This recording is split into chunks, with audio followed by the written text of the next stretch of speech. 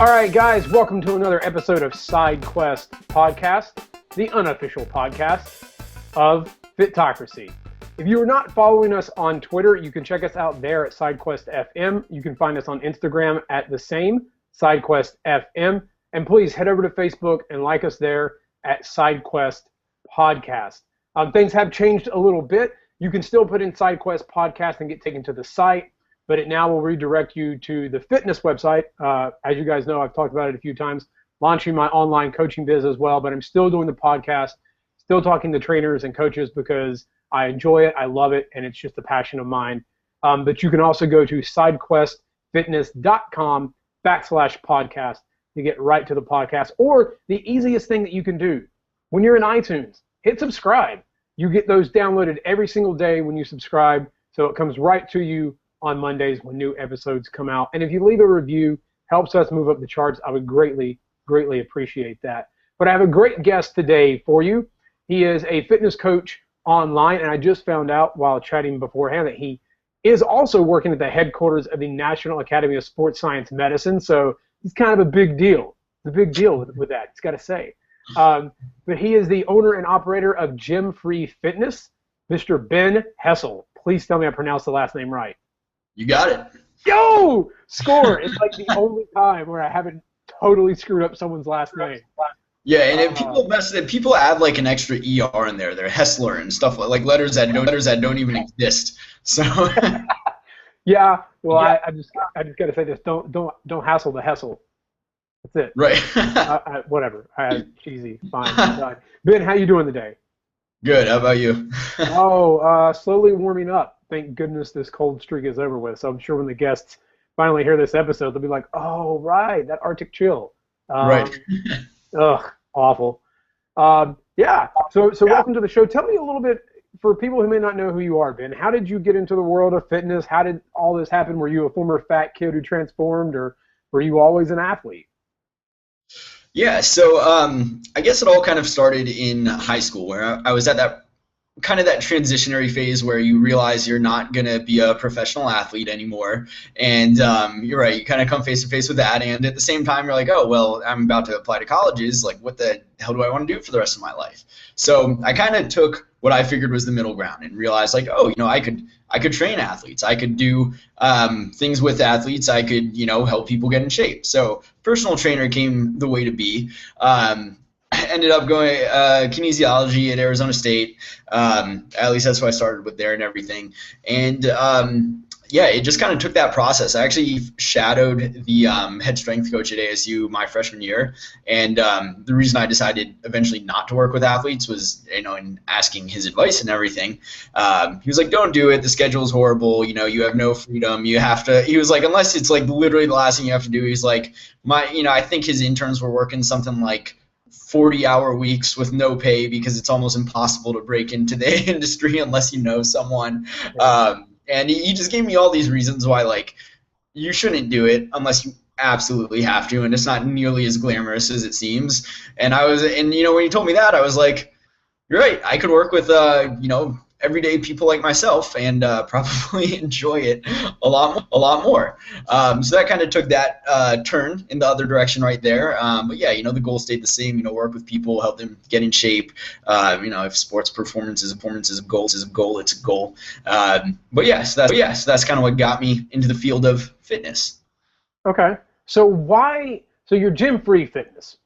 So I would assume that means that you teach people that you don't need to go to a gym. You don't need to necessarily squat heavy or deadlift heavy. You don't really, if the gym is too intimidating, you can use your body weight. Is that kind of where you came from? Like, why Gym Free? Right. So when I started training people after college here in Arizona, at first, I wanted to open up my own thing. And, I heard nightmare stories for working at like big gyms, and frankly, I just hated the idea of interviewing with people. So that was definitely a big motivator in it. But so I was like, oh, I am doing well at ASU with the training, so maybe I'll just open up my own thing, which I would not really recommend for anyone to start that way, hindsight being 2020. Yeah, no problem. And So I opened it up, and it became, and so I ended up renting space out of a church, brought in like kettlebells, dumbbells, some bands, and my own equipment, I really started to build this niche with clients who, like maybe they liked, maybe they didn't really mind the gym, but the big thing with them was either that they just didn't like the atmosphere, or potentially when I started going online that they felt they were like really time constrained, or they just didn't like any gyms in their area, or they weren't comfortable with there. So they felt like hopeless. But obviously the solution is not you have to go to the gym or nothing. There's a million ways you can get in shape. So I started to really fit in with a lot of people who just had a busy schedule or just didn't like being around the heavy weights, which I'm fine being there, and I have some clients who are there. But that's kind of how the gym free thing came to be. It was kind of, even, body weight is a big part of that when you're working out at home, but it turned into the thing where, it's just kind of offering more than one way to, achieve your goals. So what is your favorite piece of equipment that is not a barbell that you teach clients to use? Gotcha. Probably, just a suspension trainer, like the TRX brands. Those I've not yet touched one because unfortunately the college gym I work out at has a lot of like barbells. They have a lot of stuff. They don't have kettlebells. They don't have those. They don't have they don't have a lot of stuff that I wish they had. Yeah. But those things intimidate me because I can tell. I'm like, ooh, it hurt. Yeah, and they're really good because for a lot of people, I mean, they don't take up a lot of space. You can travel with them. TRX is like $200. I had these Jungle Gym branded bands, which were like $100, and a lot of my clients have been finding these WOSS trainers, so like WOSS on Amazon, that are like $40, and they have all been perfectly cool with them. So that's why I've been recommending them a lot. But they just, depending on the angle of your body, you can make things so easy or pretty difficult. So I like having that variability with people to be able to say like, we can get a lot done, drop maybe like $40 on a little equipment and it's going to make a big difference for you. Oh, and like you said, it's awesome that you can buy these small things and you can pack them in your suitcase and take them on the road with you. Yeah. I have a band that I need to do that with just to get a little work in whenever I travel, which is not a lot, but yeah. I end up saying, yeah, I'm totally going to do some push-ups and calisthenics, and then I don't at all. Right.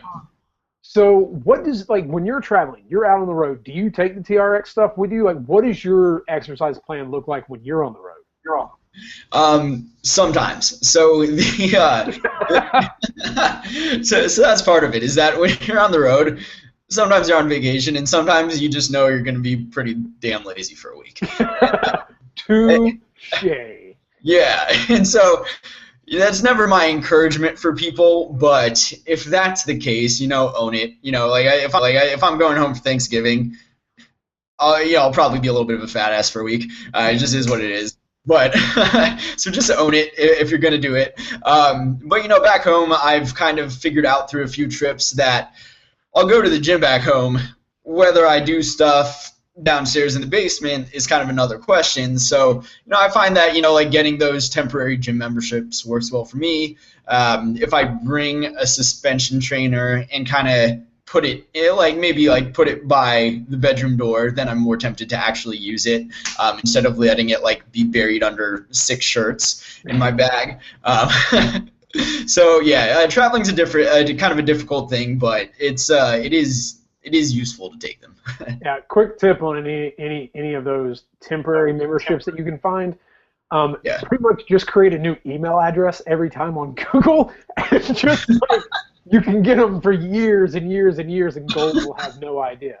That's so true, actually. Yeah, they don't know because they're just like, oh, all right, whatever, whatever.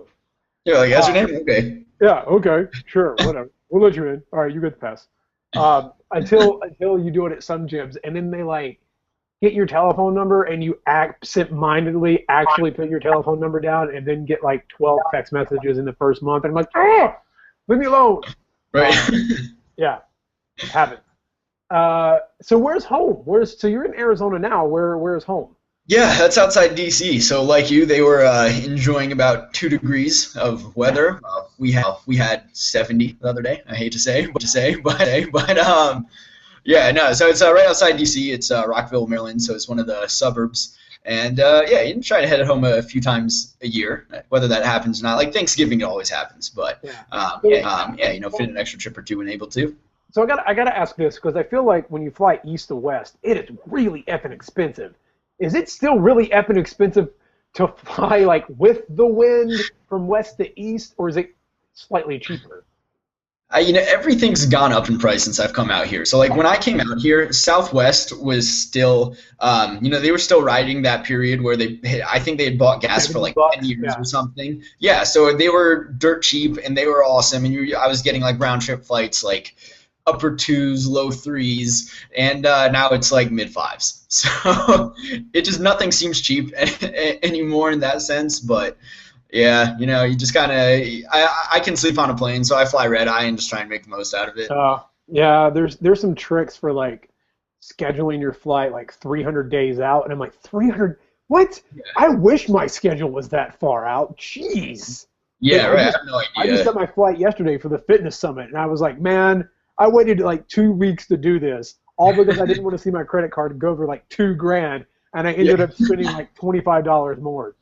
Right, right. Are you going? When is that this year? May 1st and 2nd in Kansas City. I'm going out the 30th, just because it makes more sense.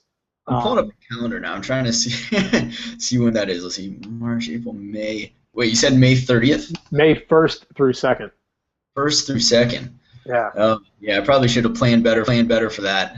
Who knows? Maybe it'll get thrown on last second. Well, I figured, okay, so for me, it's the last week before my wife's thesis is due, so it does two things. One, gets me out of what will probably be a very stress-filled home those last like 3 weeks before that is due. And two, it means I don't have to read a 75-page thesis as many times as I would if I was here. Love you, honey. She doesn't listen, so it's Yeah, I totally was gonna say. I'm assuming she doesn't listen now because no, no. She doesn't have it. she's like She she never supports me. makes it 10 minutes into the podcast. Nope. He only listens to the intro each time. You would just be like, "Where's the musical theater? Why aren't we talking about musical theater? This is boring. I don't want to hear your fitness stuff." Barbell, what is that? Slightly, kind of. Right. Yeah, I've tried to get her to lift with me because I'm just like, baby, your hip hinge. It's beautiful. Like she goes, I know. People who used to dance like dancers have. I'm like, I know. It's awesome. Like I don't have to teach you anything. You just have perfect form. Right. Uh, That's it's actually really true. People who danced or like did ballet and stuff when they were younger, they pick everything up so fast. oh, they. Like and their flexibility. Yeah, and they still have this like ridiculous flexibility too. Oh So yeah. yeah, for them it's literally like, a few weeks get used to the movements and like boom, and their strength just skyrockets on everything. I think the only thing with that is I do know a few dancers who are like, oh, so I'm supposed to be in like first position. No, don't put your feet out like that. That's really bad for you. Yeah, I guess there's the learning curve to the movement patterns, but which everyone kind of has, but beyond that, they're usually pretty quick, and they're proficient at like moving their body weight in weird ways Yeah, too. So. yeah, yeah, yeah. And the flexibility is a plus because you're like, oh, so you don't really have a lot of range of motion issues. Like you can put your Right. leg behind your head and just like sit there and hang out. Yeah, right. Or like you're doing a stretch with them, and they're like, they wrap both arms around the end of their feet with their legs straight out, and you're like, how did you do that? I True. can touch my toes, but I can get one leg over my head, but like not come all the way back, but for only a few seconds. That's it. That's all. That's my claim to fame. wait, So, can you actually do that? Because I couldn't get anywhere close to that. I mean, I can get it behind my head, but like I said, it's not like I can sit up with it. It's just Right. there for like 2 seconds, and I'm like, yeah, Yeah, they're like, help! pretty much, Yeah, pretty much. 911 on speed dial on the other hand. So you're working now at the Academy of Sports Science Medicine. So what has been the biggest what's been the biggest thing you've learned there so far that you've applied to your training with clients? Gotcha. So, so I guess my position there as an education advisor is really when people call in or people want to know more information about becoming a personal trainer. I'm one of the guys who you get in touch with or you reach out to, who can get you set up with your CPT or with continuing education. So I think the biggest advantage for me I guess in getting started kind of quickly there too, is that I actually am still a trainer and I still work with people, obviously just, not just here, all over the world. And, I just finished local training the other day. But so I've kind of seen like all parts of the fitness business industry side of things, which allows me to kind of encourage people or place people in, I guess, better directions for them.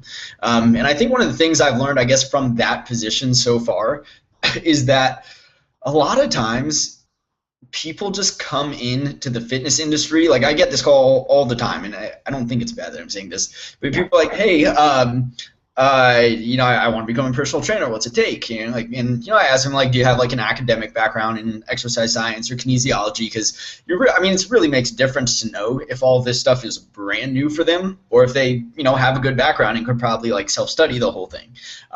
So for them too, we get this all the time. People are like, oh yeah, well, like I work out all the time, so I'm going to be a good trainer.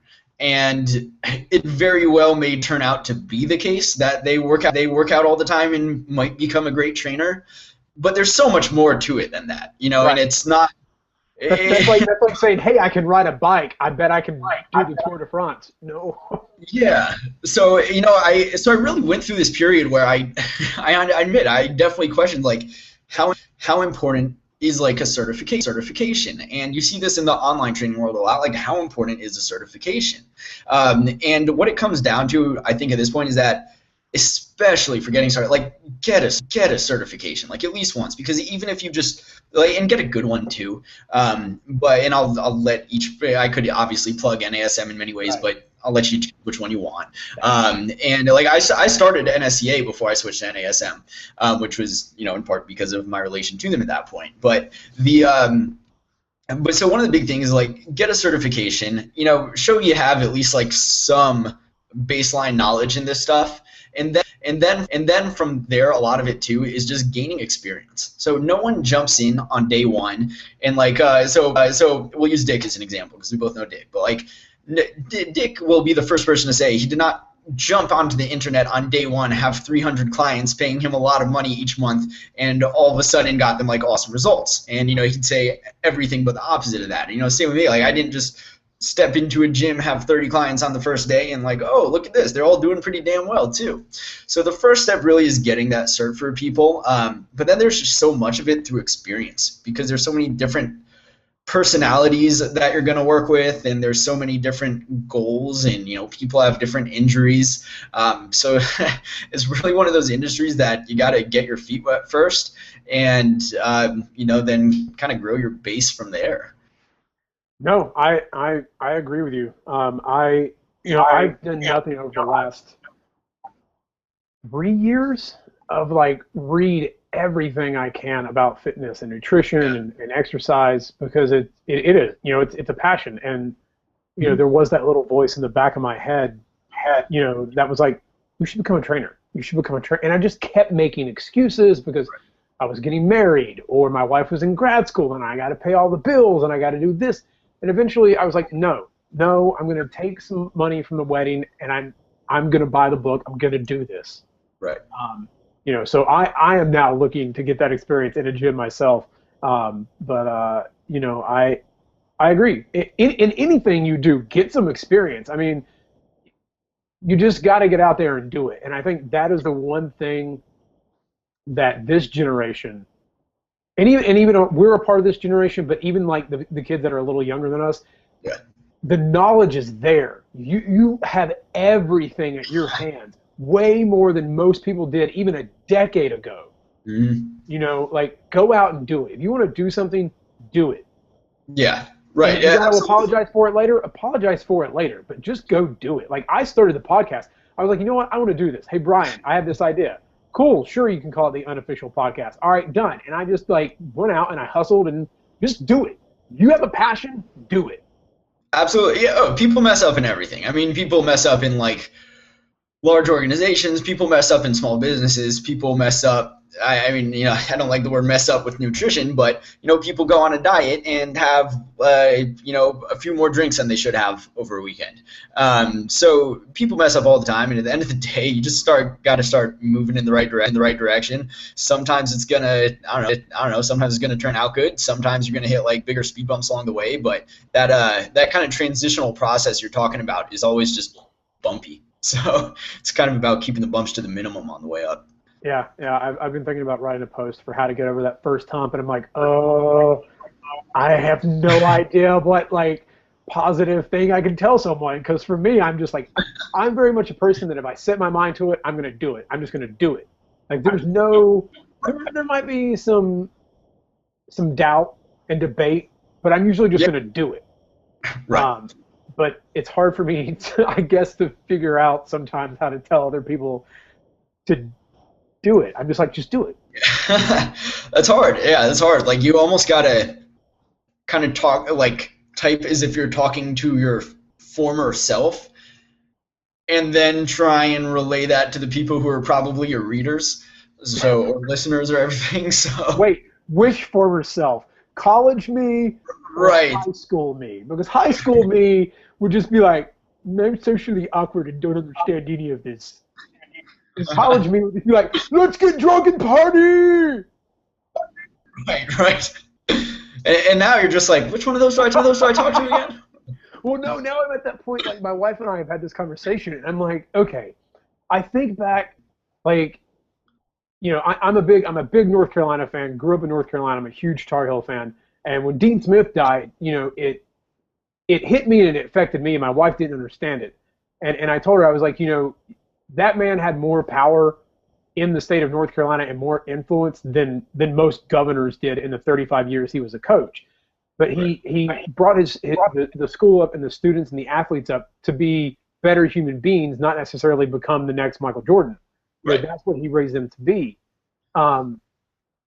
So, I went back to that and I started thinking, was I a different person when I was a kid? Like, if that were a book, I don't even think it would be in the same series that my life story would be in now. Like, it's weird to think about that like, I remember that, but I don't think I was the same person. Like, I don't know. It's hard to fit that together.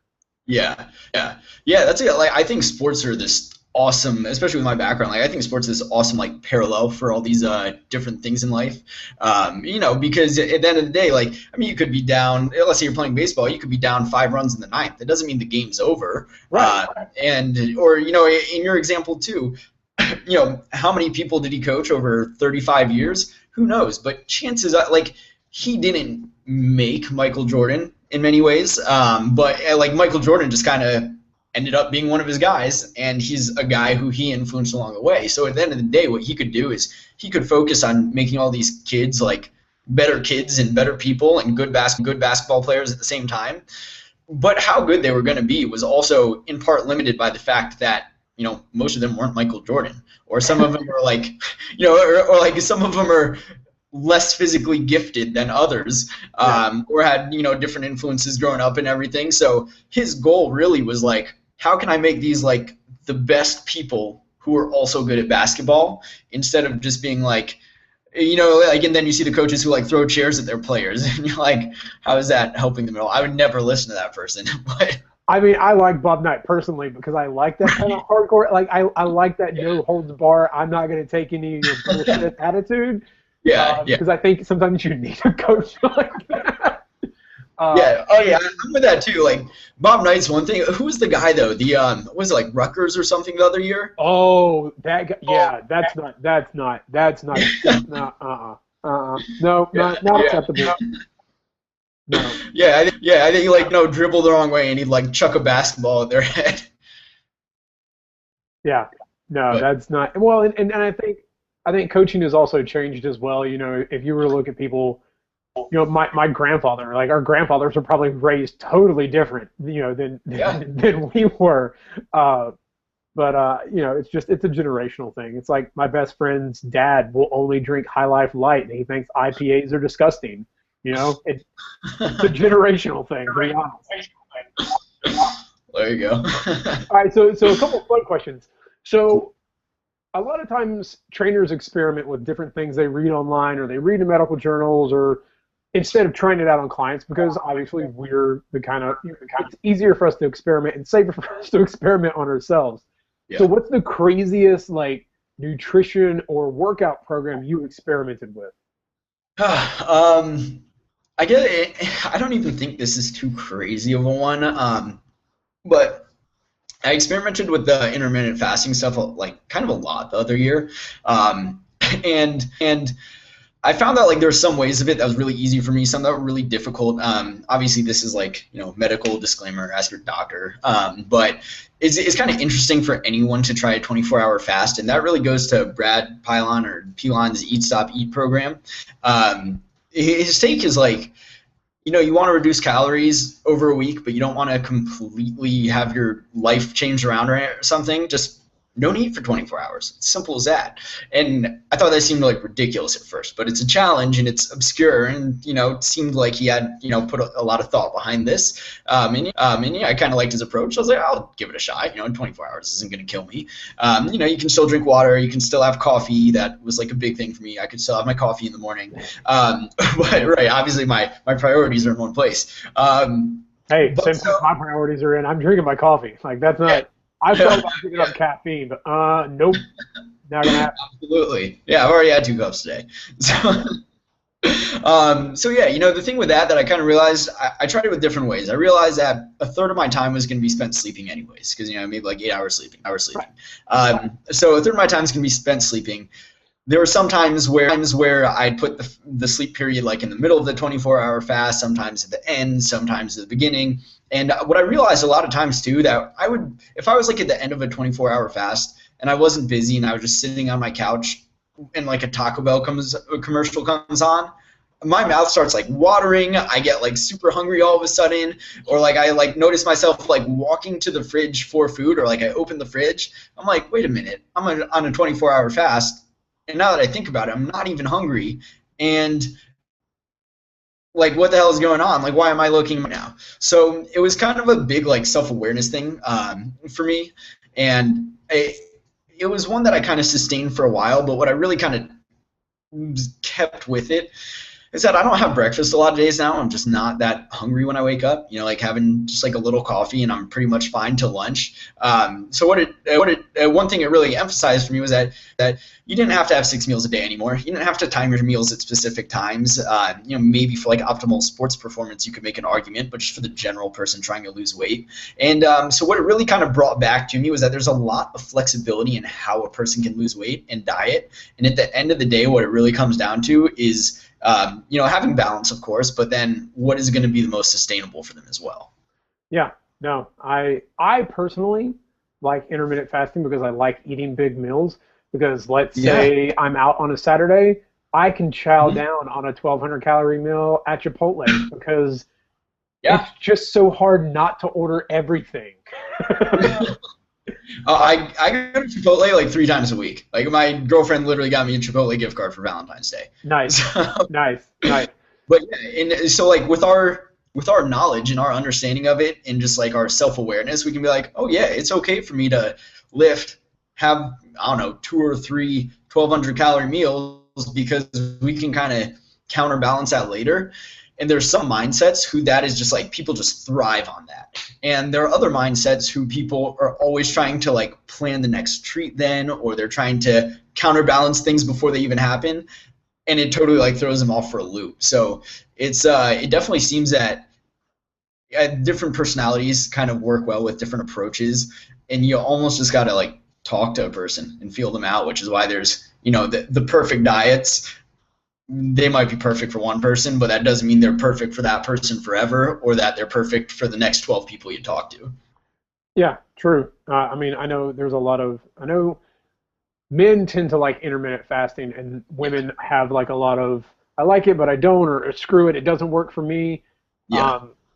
My wife sort of does it, but not really. But sort of, like she'll wake up at like 9 and doesn't eat till like 1, and I'm like, you're kind of intermittent fasting. She goes, I guess, I don't know, I just wasn't hungry. And I'm like, oh, whatever. Right. And so Um, that's a big thing. Like it comes down to hunger control. So like we can do that and not feel like we're starving or deprived or anything. But if someone were to do that and feel like they were always hungry, they're going to binge later, and the calories are going to be way out of control. yeah. So that hunger control is such a huge part of it. Like I tell people all the time, like if you're not hungry in the morning, I don't really care if you have breakfast or not, as long as you can control your lunch and your dinner and aren't just like a total mess by the time you get there. Right, right. And I love that the studies now are starting to show that breakfast, not really super need. If I would say this, if you have a physically demanding job, yes, eat breakfast. If you sit at a computer and stare at a screen and do mind-numbing, boring things like I do for 9 hours a day, you don't really need it unless you're going to train in the morning. If you're training in the morning, of course. Yeah, I mean, then I come home and sit on my butt and work on the website. So. Yeah. There was I was like yelled at by a girl once, like on an internet yelled at, so I honestly don't give a shit. But she's like, who are you to say that breakfast does not matter? Of course breakfast is the most important meal of the day. And like she's like average weight, and B she was probably I think she was like a theater major or something like that. So honestly, like no, and I have no problem with that. I'm just saying, like, she literally had no invested, like, had never invested time in understanding any of this. But like people get so attached to those ideas as well, and which almost goes to the idea of like give it a shot. Maybe you don't like it, but maybe you find out it's like the best thing since the invention of the wheel, and you keep doing it for the rest of your life, and it makes fitness easier for you. Yeah, I have to say this in defense of theater majors. There's a reason why we need to eat breakfast as theater majors in college. It's mostly because our drinking department has a theater problem. Yeah. I mean, our theater department has a drinking problem. Right. Yeah, basically, it's a great hangover cure, no doubt about that. Oh, of course. And trust me, as a theater major, there's a lot of drinking. Right. There's a lot of drinking. But anyways, so all right. So a couple questions on articles you've written that I was reading and enjoyed. You had one recently talking about glutes for men, and men overlook the glutes a lot. I enjoy working that area because it was nice the one time an older woman just grabbed my butt and was like, "You have a nice ass," and I was like, "Oh, I'm gonna keep working that in the gym then." All right, thank you. But why do you think men should not forget about glutes? Most of the time we squat, we deadlift, like we don't do a lot of glute-focused exercises. That's more like a woman's thing. But why should men focus on that? For performance reasons, they're just, I mean, they're obviously prime movers in like hip extension. So if you were sprinting or even doing like a lot of like lateral work, or if you're like an older guy going out to play in a softball league and work out sometimes, but like you never do any glute work, it's more likely to, you have less stability. It's more likely to lead to, like knee injuries later, or, roll an ankle or something like that. And, you'll just perform at a higher level, which is, even if you're just in a beer league, it's obviously fun to not suck.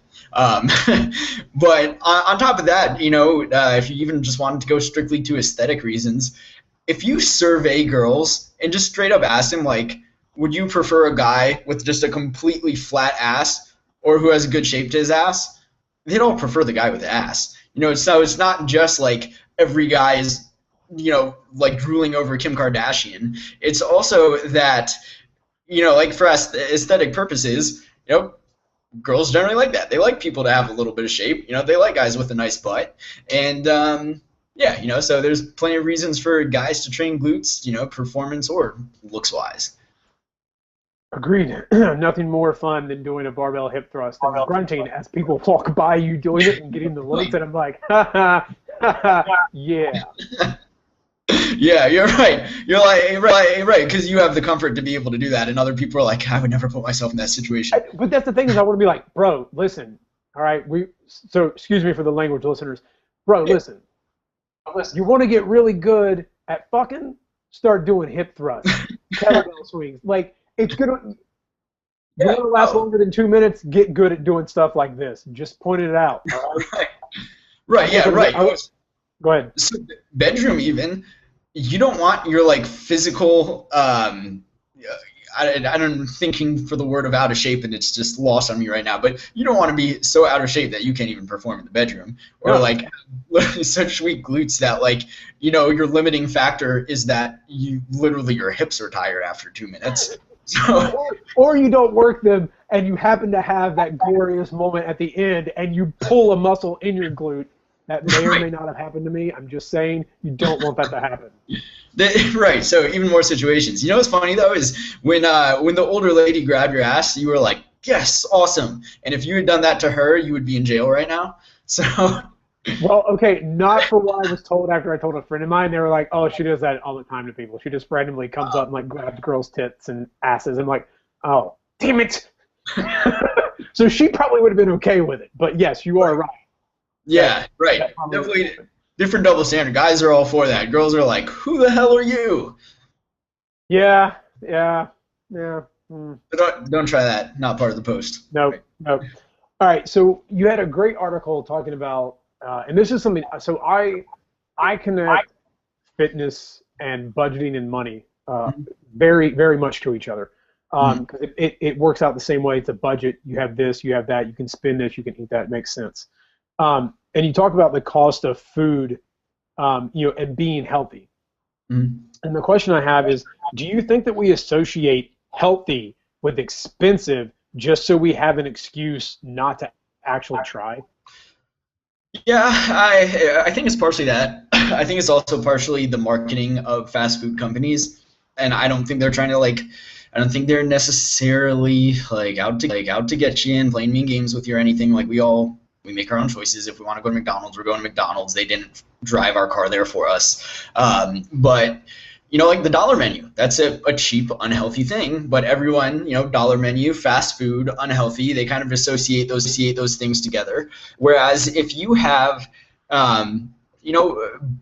broccoli or a salad, people think like, oh, the salad costs so much more, and then you have to buy all these veggies, and you gotta cut them up, and it takes so much more time, and I already don't have enough time in the day. So it kind of brings out all these million reasons why people don't want to eat healthy. But even more so, I think, it kind of pulls us further to the extremes and further away from that kind of baseline of balance, because realistically with diets, like we've been talking about a lot of times too, a lot of it is just about having a good balance in terms of your calories and your macros. And I think, as I said in that one, if you have 2 Oreos in a sitting, it's not a huge deal. But if you have 2 rows of the Oreos in the entire pack, then that's obviously not going to help you at all. Right. So yeah, I what was the original question? Yeah, I guess it's not that it necessarily forces people to think unhealthy and cheap and all that, but there's definitely an association that people have. Yeah, I think the reason I thought of that is so many people think, oh, okay, well, if I got to eat healthy, I've got to buy organic this, I've got to buy this or that, and it's so much more expensive. And really, if you look at the prices on average, organic's not that much more expensive. It's anywhere from 20 to maybe 70 cents more, still under $1, which of course adds up if you're buying multiple ones. But anyways, that's besides the point. Than the non-organic. But I also say this: I don't care if you eat organic or non-organic broccoli. Yeah. Maybe I'm going to make a lot of people angry when I say this, but the CDC has not found anything that has linked any pesticide use to actual diseases. And if we're all going to talk about how, there's no link between this and that with diet and no link with saturated fat, then we can't keep we can't keep being hypocritical and saying, oh no, we can only eat organic. You want to eat organic or not, I don't care. As long as you're eating vegetables, fine. And if it's cheaper for you to get, non-organic veggies, fine. At least you're eating veggies. At least you're doing something. You don't have to eat whole organic. Don't go to Whole Foods. Just don't do it. You can go to Kroger. You can go to wherever, and you can still survive. Yeah.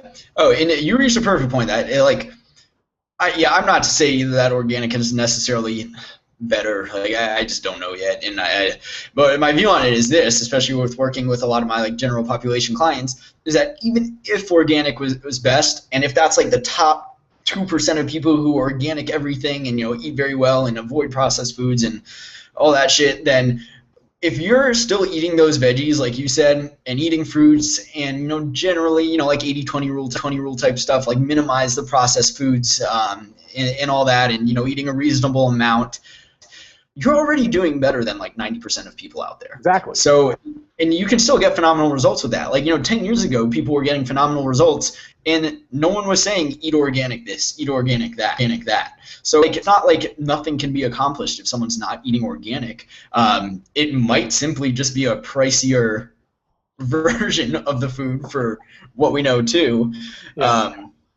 But yeah, I mean, and so I guess in cost of food that way, yeah, I just figure, kind of minimize processed foods, as you said, get in some fruits, get in some veggies, get things with a lot of like micronutrients too, not just those macronutrients. Right. And you're on a good track with that. Or in the example of, I had a client once who she was pushing probably like 270 at 5'6" before I started working with her. And so she's like, way overweight. You and I know the way to get that overweight is you grossly overconsume food for a long time. And right. And so, it's what it is. It takes time to add that much weight to your body. And that's not like a bad thing. She was a really good person. But so, she told me at that point, like, I think I was doing the program was like 127 a month or something. She's like, I can't afford that. I could maybe afford half of that. And I didn't know what to say at that point because she was a friend of a friend too. So I just laid it out there. I was like, what you'll be saving just controlling your calorie content will more than make up for the little bit extra it might cost for you to get healthier foods, if it even costs more. Because like simply the quantity has to decrease so much for people in that situation that alone is going to save the money.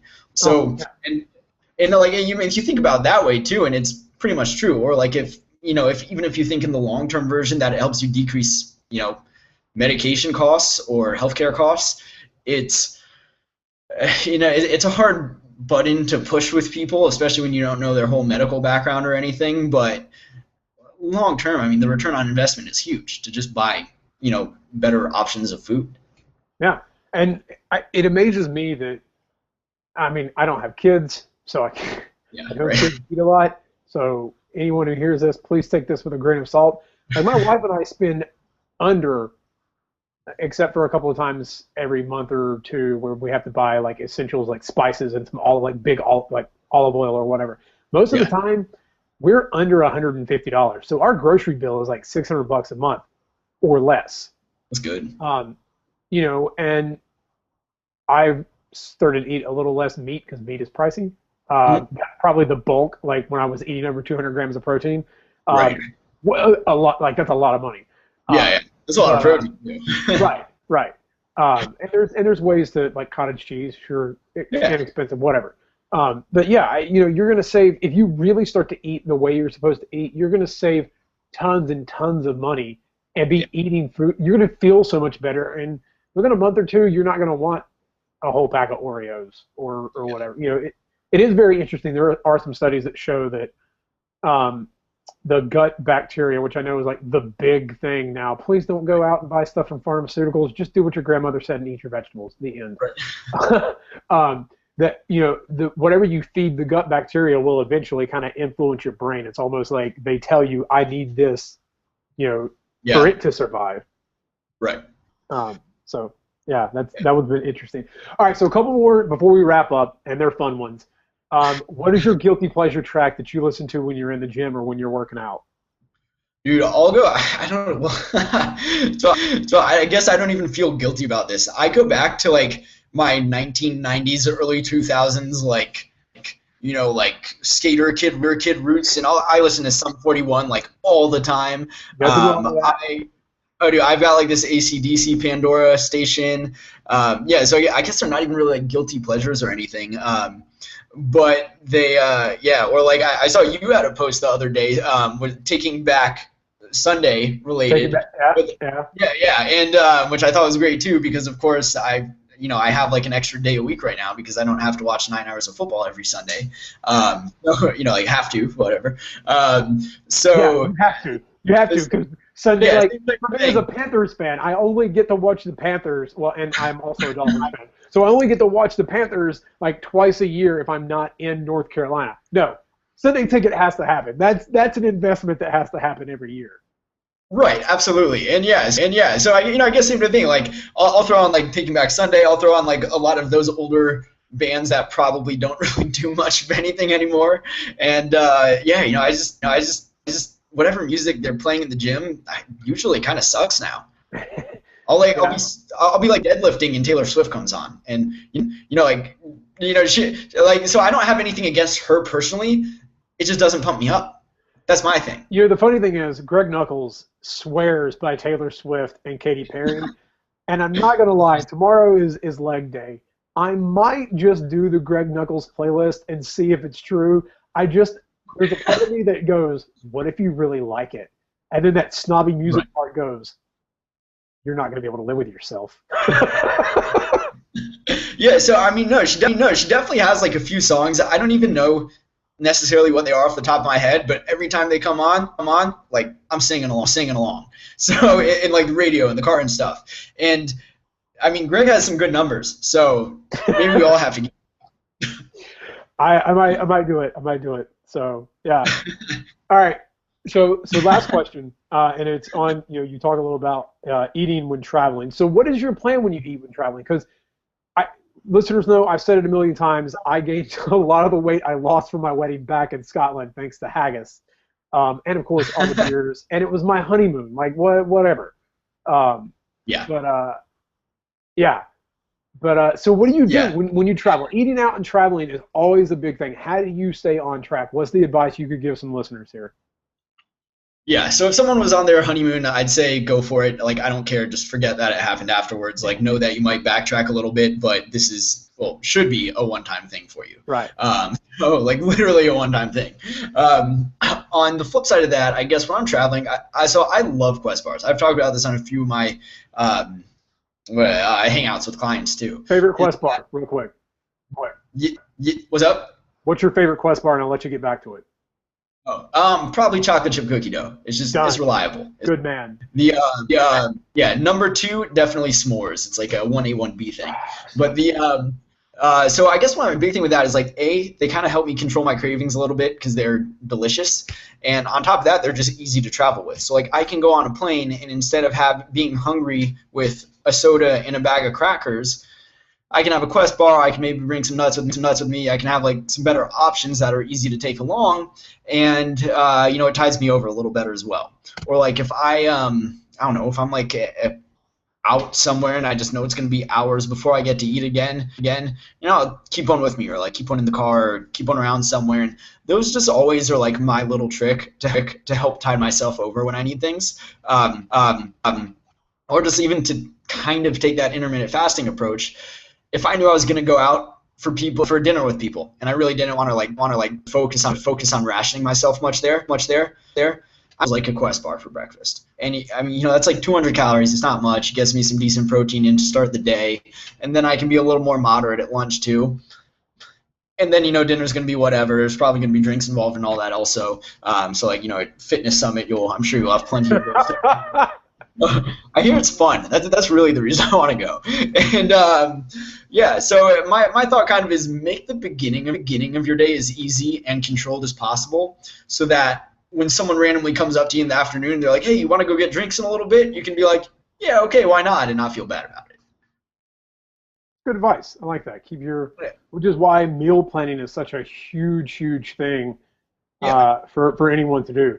The one thing I found is my post-workout protein shake ends up being like 300 calories, and I'm like, but I could eat more food at dinner with this. This is why I'm going to be glad when I get out of this cut. And Right. yeah. And as you said earlier, like, yeah, I mean, you like having bigger meals. So obviously at the end of the day, you're not going to have as much kind of willpower and reserves to have a more smaller and controlled meal. But if after a long day of work or, podcasts or recording blog posts or trying to fix shit on a site that we're probably not good with to begin with, then, you want a bigger meal at dinner, you might as well control the early parts of the day where you do have more self-control, so that then, if shit hits the fan and you just say, fuck it and have a huge meal at the end of the day, it's not nearly doing the type of damage that it could be doing if you had been doing that since you woke up. True.